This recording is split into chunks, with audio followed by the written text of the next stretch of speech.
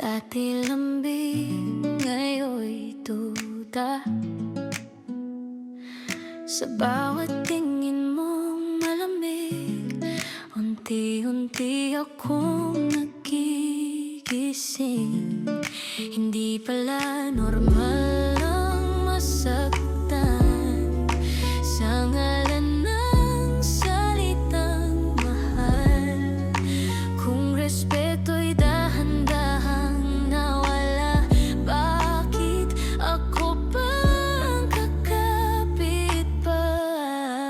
Ngayon alam ko na hindi sapat ang mahal lang kita kung wala namang respeto sa bawat salita.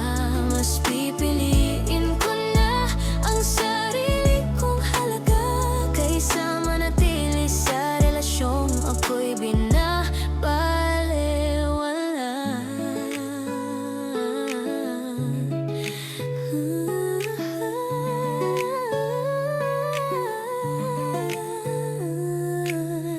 Sanay akong magpatawad kahit mali ako ang sugat.